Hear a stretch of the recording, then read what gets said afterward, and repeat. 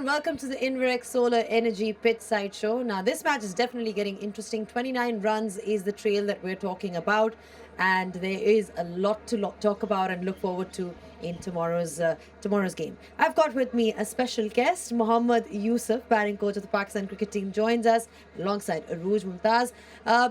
Yusuf bhai, आज का दिन अगर आप देखें, from a Pakistan perspective, तो क्या कहेंगे? पाकिस्तान कहाँ स्टैंड करता है? आगे हैं, पीछे हैं, बीच में है, कहाँ है?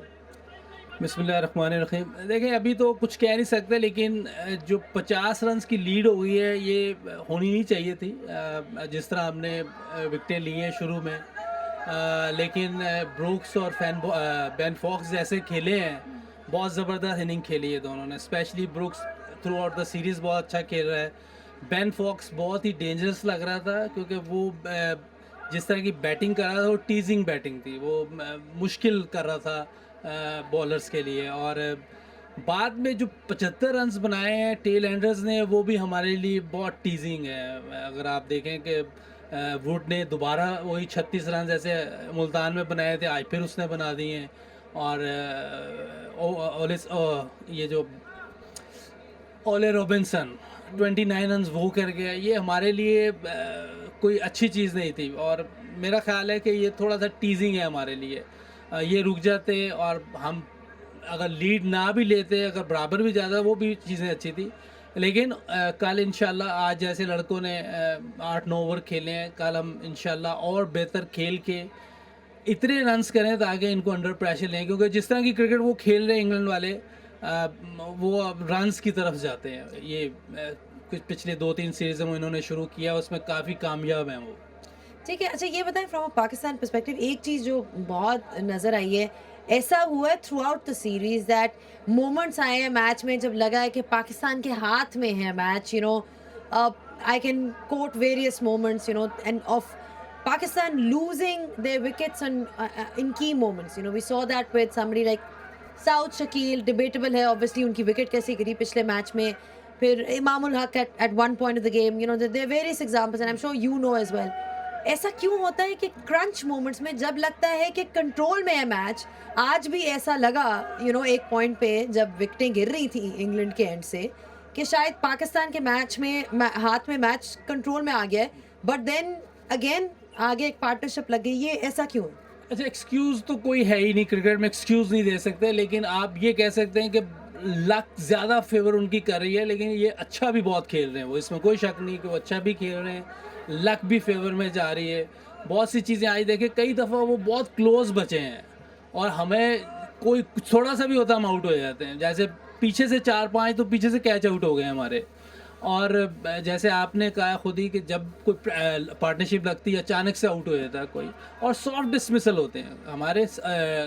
बहुत सारे आउट ऐसे हैं जो बहुत सॉफ्ट हैं। और इसमें एक चीज़ ये भी कह सकते हैं कि हमारे प्लेयर्स कुछ अनएक्सपीरियंस हैं, लेकिन अगर अदर साइड देखा जाए, उनका जो ये ब्रुक्स है, वो भी बहुत अनएक्सपीरियंस है। 4 टेस्ट मैच खेले हैं, लेकिन बहुत प्रॉपर क्रिकेट खेल रहा है वो। उसकी अगर टेक्निक देखी जाए तो बहुत सॉलिड टेक्निक है। बैट और हैंड आई कोऑर्डिनेशन बहुत अच्छा उसका फुटवर्क बहुत ज़बरदस्त है। अब देखा जाए तो ओवरऑल अगर देखा जाए तो उनका एक्सपीरियंस हमारी टीम से बहुत ज़्यादा है। लेकिन दूसरी चीज़ें ये कि हमें अपनी गलतियों से सीखना चाहिए और दोबारा नहीं करनी चाहिए वो चीज़ें, क्योंकि ये आप खेल के ही बेहतर होते हैं। और जिस तरह की हमारी अगर बॉलिंग साइड देखी जाए तो वो भी बहुत अनएक्सपीरियंस है, बैटिंग साइड भी देखी जाए तो बहुत सी चीज़ें ऐसी हैं कि जो फेवर में उनके ज़्यादा हैं, हमारे कम हैं। लेकिन एक्सक्यूज़ नहीं दे सकते, क्योंकि एक इंटरनेशनल क्रिकेट हो रही है, पाकिस्तान की तरह से सब खेल रहे हैं। हमें प्रॉपर चीज़ें करनी है, बैटिंग में भी, बॉलिंग में भी। और जी रोज यूसुफ भाई, आपने खुद ही बात करी कि एक्सक्यूज़ नहीं दे सकते, और हम जो तरीक़ेकार इंग्लैंड ने अपनाया है उसको आप कह सकते हैं कि रेवोल्यूशन लाएँ टेस्ट क्रिकेट के अंदर। वो बेसबॉल नहीं चाहते कि हम कहें, बट अगर हम उस टर्म को ले भी लें, कितना प्लेयर डिपेंडेंट है, क्योंकि इंग्लैंड को उस तरीके की क्रिकेट खेलने में उनके पास उस तरह के प्लेयर्स भी अवेलेबल हैं।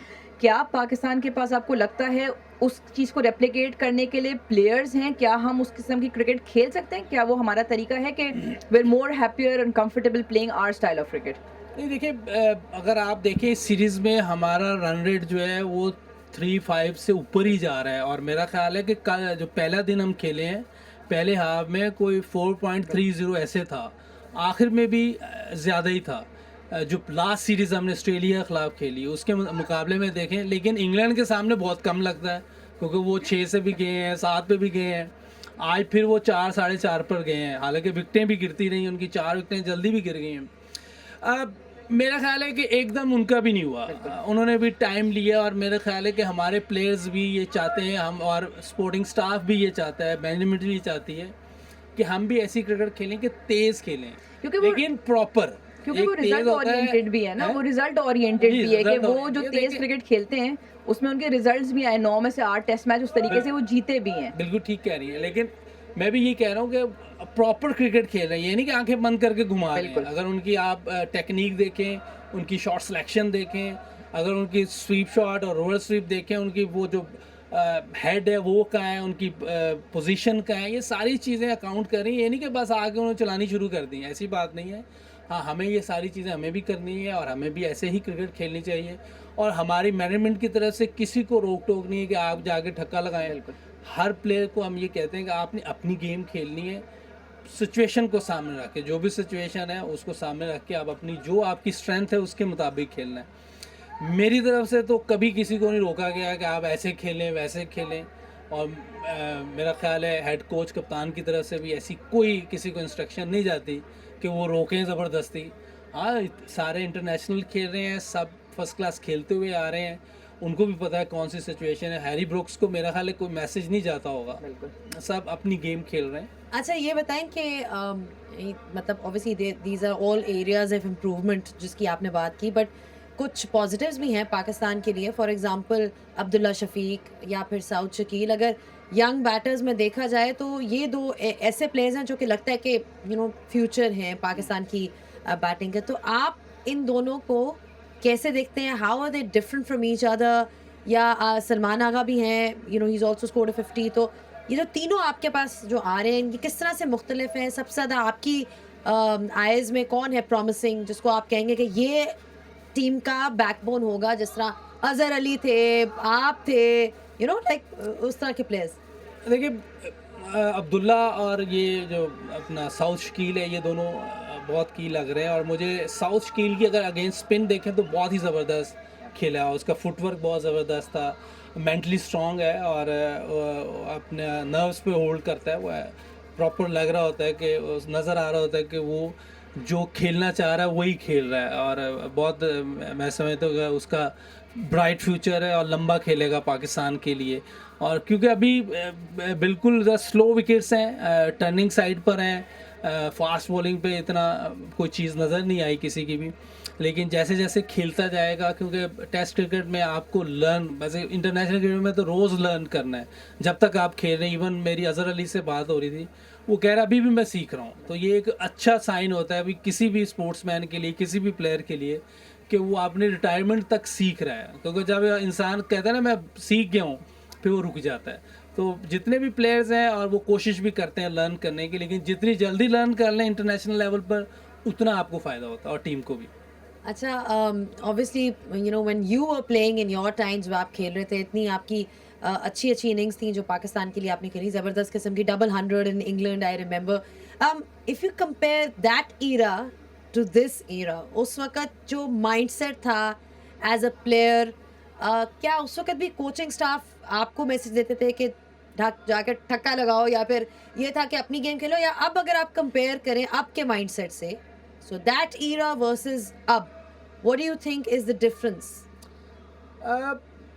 कह सकते हैं जब मैं शुरू में आया था तो कुछ मैनेजमेंट कोचेस कहते थे कि इस तरह खेले, लेकिन जैसे जैसे मैं खेलता गया कोचेस भी चेंज, जैसे बॉब वुडमर के टाइम से ज़रा चेंजिंग आई और कोई ऐसी चीज़ नहीं बोली जाती थी कि आप अंदर चलेंगे, क्योंकि हम कमरा इम्तिहान में हैं। ये इंटरनेशनल क्रिकेट जो है, जब आप आ जाते हैं आप कमरा इम्तिहान में आ जाते हैं। आप जो जिस टीचर से पढ़ा वो अंदर आके नहीं बता सकता कि बेटा ये लिखो या ये करो, ऐसे नहीं हो सकता। तैयारी करके आना है और जो थोड़ी बहुत ट्यूनिंग होती है वो आप कर सकते हैं। ट्यूनिंग है, कोई टेक्निकल चीज़ें नहीं सही हो सकती हैं, या आपको हर वक्त ये नहीं पता इस टाइम ये करना है, इस टाइम ये नहीं, ये नहीं है। अब आपने खुद करना है और सीखना है। और मैं लकी था कि मैं ऐसे प्लेयर्स के अंदर खेला हूँ जो बहुत टैलेंटेड थे, बहुत हाईली वर्ल्ड प्लेयर थे उस टाइम। इंजमामुल हक, सईद अनवर, इवन मलक साहब के साथ मैं खेला हूँ एक आधी सीरीज। एजाज भाई बहुत अच्छा खेलते थे। और फास्ट बॉलिंग में तो वर्ल्ड बेस्ट आप कह लेंगे, वसीम, वकार, ये सारे थे। स्पिन में सिकलैन, मुशी भाई, हमारी टीम बहुत बड़ी थी, तो सीखने का मौका बहुत था। और जिस तरह वो लेके टीम को चलते थे, मुश्किल टाइम में टीम को भी निकालते थे, अपने रन्स भी करते थे। और इसमें मैं एक चीज़ कहूँगा, जो सईद भाई जैसे खेलते थे, मेरा ख्याल है वो उस टाइम भी ऐसे ही खेलते थे जैसे ये खेलते हैं, कि वो बॉलर्स उनसे तंग आए होते थे, इस तरह की क्रिकेट खेलते थे। तो मैं लकी था कि मैं ऐसे लोगों के साथ खेला हूँ, उनको देख के सीखा, और उन जैसे तो नहीं बन सके, लेकिन कहीं ना कहीं पहुँच गए। नहीं नहीं, बिल्कुल। सईद अनवर का इनके हमें याद करा दी, what a player he was just in terms of watching.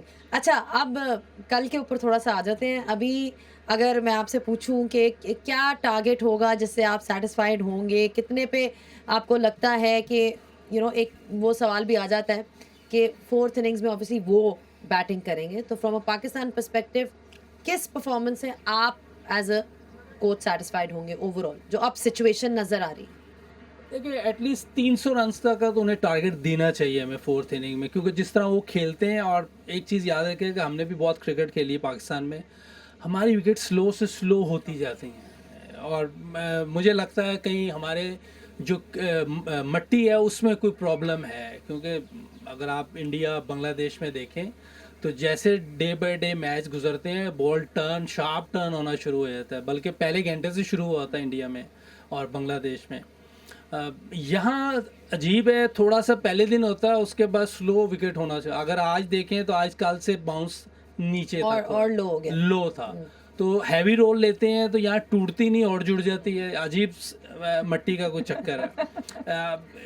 300 runs भी मेरा ख्याल, अगर वैसी विकेटें हो इंडिया बांग्लादेश है, तो 300 रन्स बहुत हैं।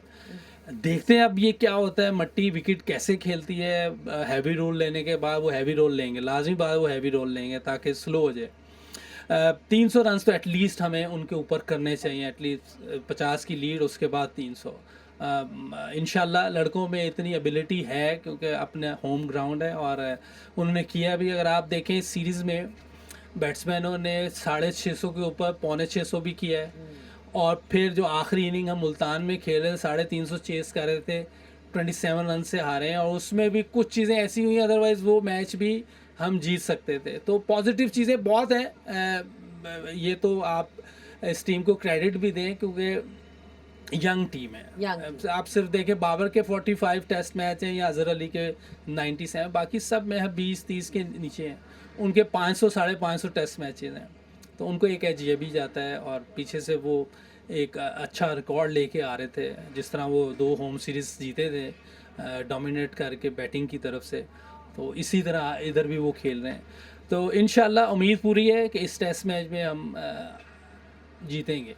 चलें, ठीक है, उम्मीद करते हैं everything works out for Pakistan. Like you said, there are lots of positives as well. जो बैटिंग में जिन प्लेयर्स का आपने नाम लिया, they are probably going to carry the bat for Pakistan for a very long time, hopefully. But thank you so much for your thoughts once again, Yusuf भाई। It's always a pleasure to have you on our show, pitch side show, इनब्रेक solar energy pitch side show.